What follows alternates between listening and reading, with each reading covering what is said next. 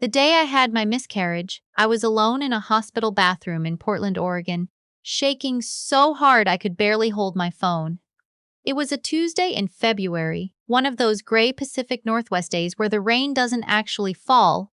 It just hangs in the air like a wet curtain you can't push through. I was 11 weeks along.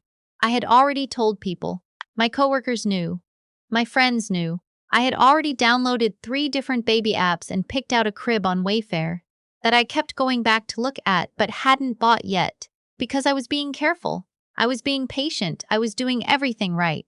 And then I wasn't pregnant anymore. The ER nurse, a woman with kind eyes and a soft voice, handed me a pamphlet about pregnancy loss resources while I was still in the gown, and I just stared at it. I didn't read a single word. I just held it in my hands like I was supposed to do something with it, and I didn't know what. I called my mom from the hospital parking garage. I sat in my car with the heater running and the windows fogging up, and I told her what happened. I cried the whole way through it. She said the right things in the moment. "I'm so sorry, honey. I love you. Do you need me to come?" And I said no, I was okay. I just needed to go home and sleep. She said okay. She said call me if you need anything. She said she loved me. I said I would. She said I loved her, too. I drove home alone. I want you to understand something about my family before I tell you the rest of this, because otherwise none of it makes sense. My mom and my dad have always been the kind of people who mean well in the abstract and fall apart in the specific. They love the idea of being supportive parents. They genuinely believe they are.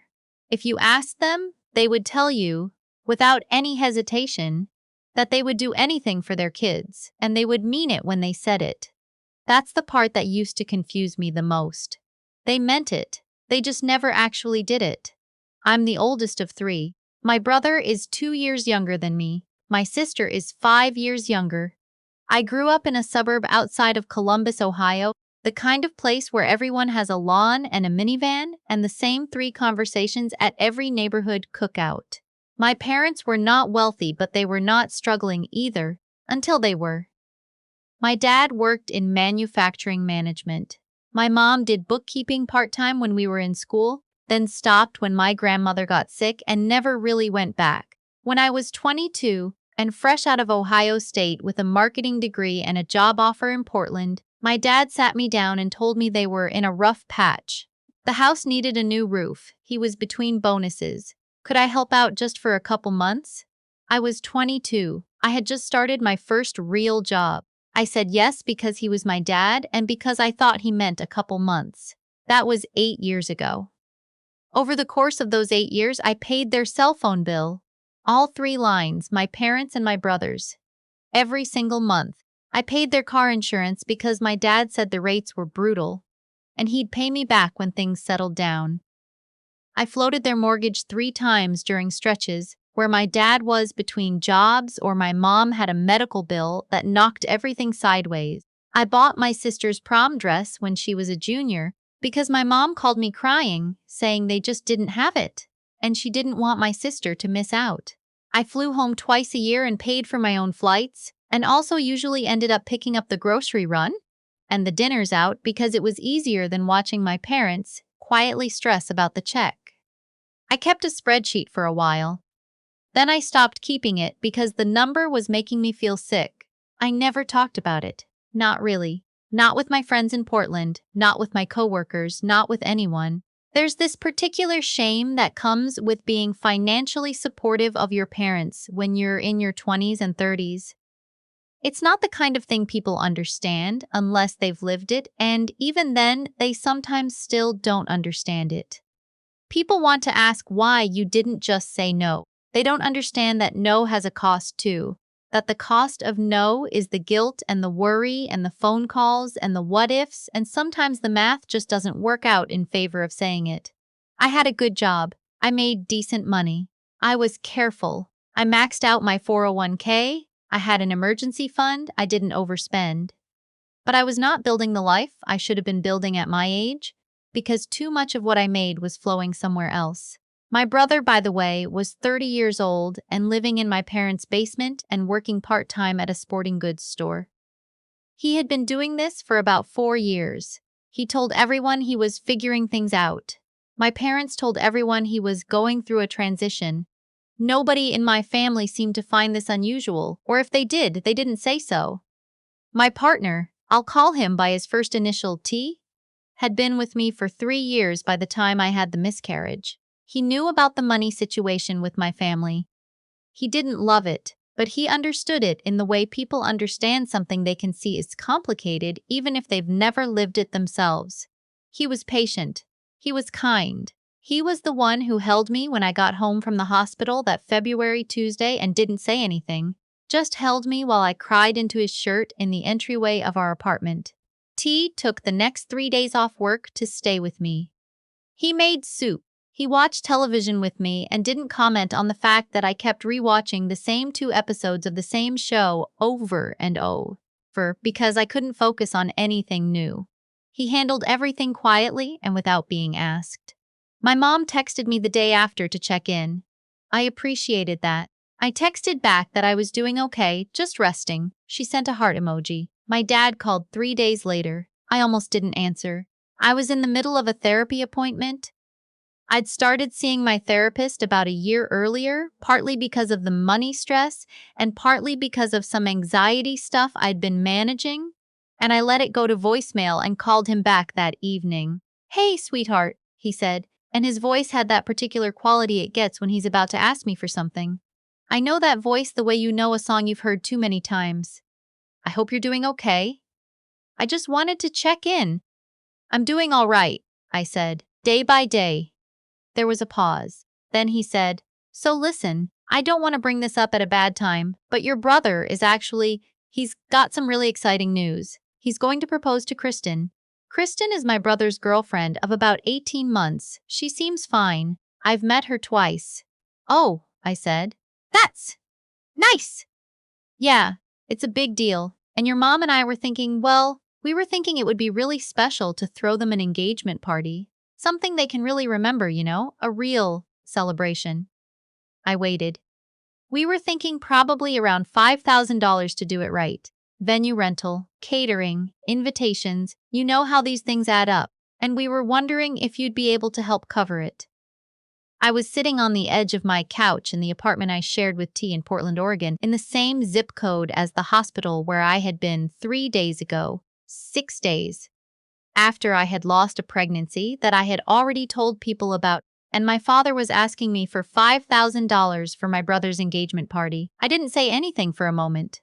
"Hello?" my dad said. "You still there?" "I'm here," I said. "I know the timing isn't great," he said, which was such a spectacular understatement that I almost laughed. "But you know how things are with us right now. And it would really mean a lot to your brother." I thought about the spreadsheet I stopped keeping because the number made me sick. I thought about the roof and the insurance and the mortgage and the prom dress and the flights and the grocery run.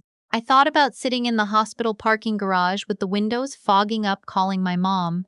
I thought about T making soup and watching the same 2 episodes with me and not saying a word. "Okay," I said. "Let me think about it." "Of course," my dad said, "no rush." I hung up and sat there for a very long time. Here's what I didn't tell my dad on that phone call. When I got back from the hospital that Tuesday, I had checked my bank account because I was in the kind of mental state where I needed to look at concrete things to feel like the world was still real. And I had noticed, for the first time in a while, really noticed, that I had paid $847 in various family-related expenses over the previous 30 days. Car insurance, cell phones, a portion of a vet bill for my parents' dog that my mom had mentioned in passing, and I had just quietly covered without thinking about it. $847 in 1 month, not including anything I'd sent directly.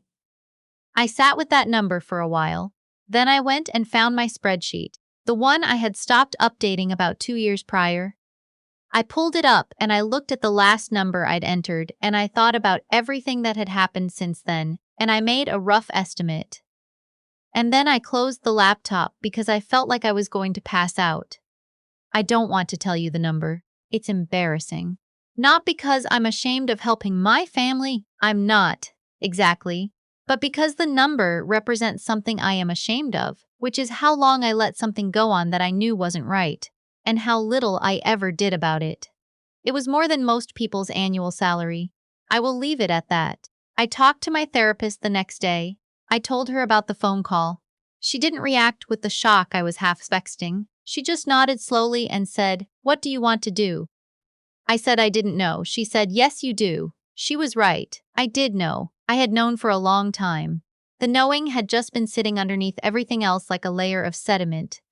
I kept piling more things on top of. What I did next took me about 2 weeks to work up to.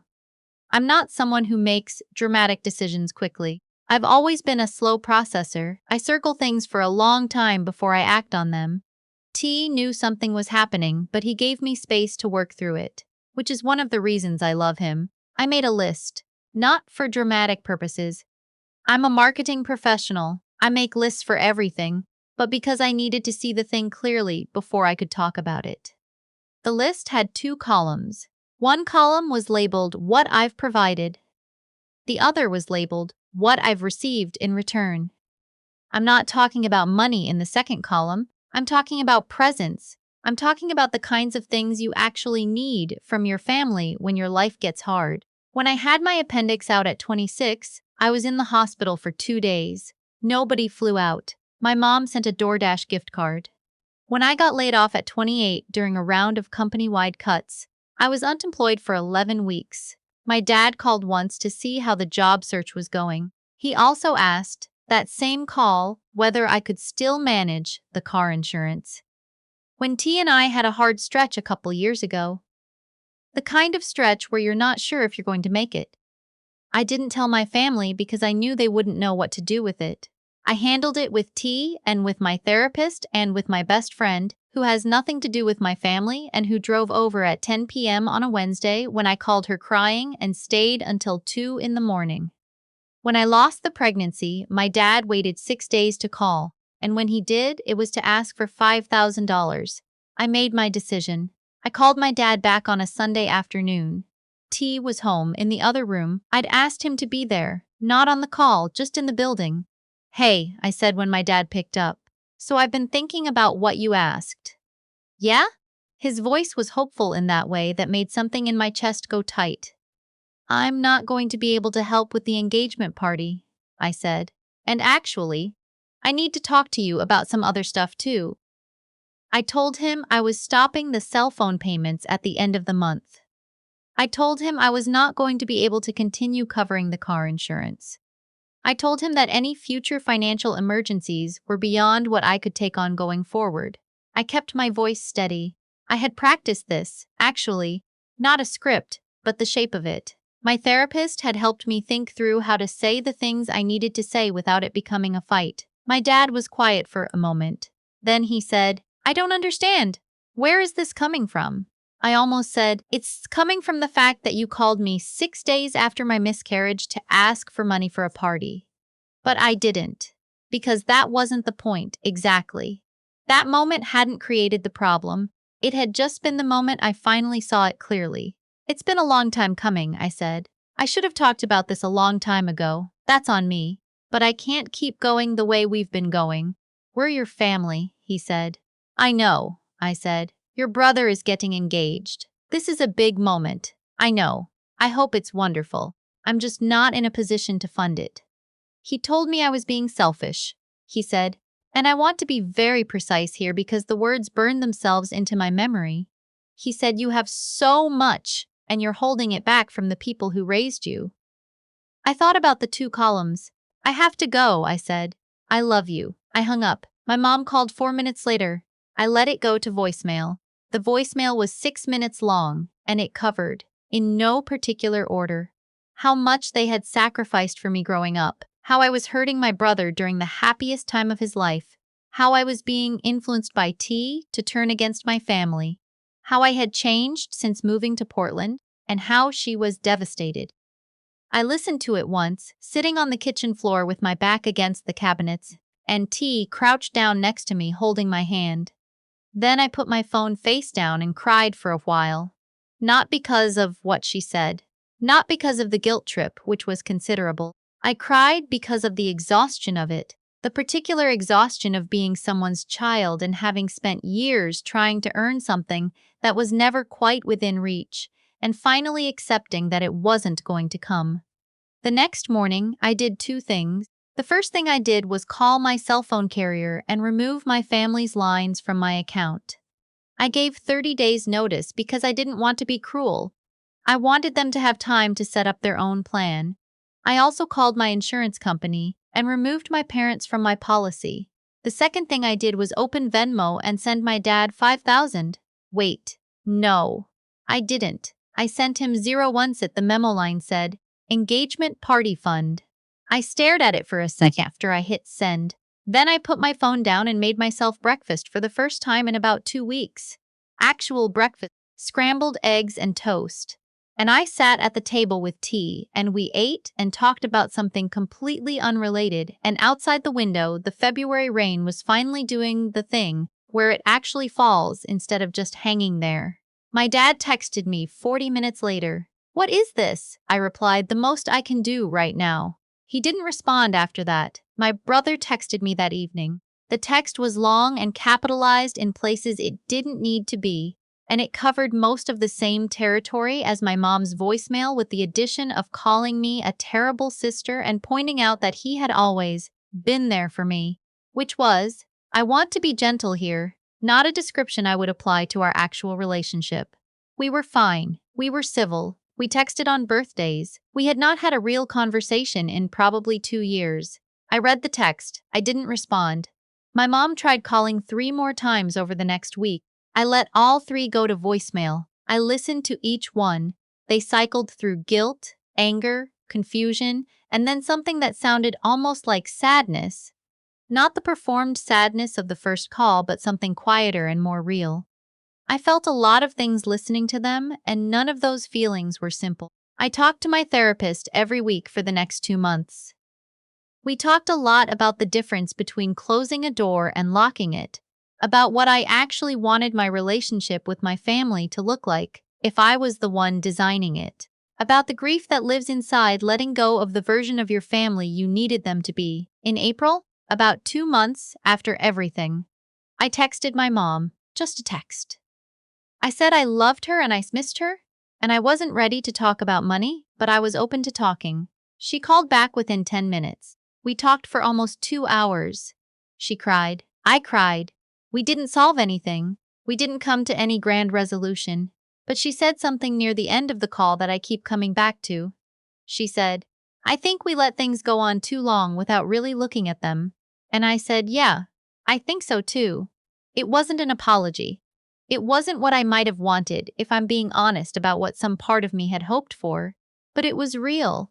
It was the most real thing she'd said to me in a long time. My dad and I are slower. We talk maybe once a month now.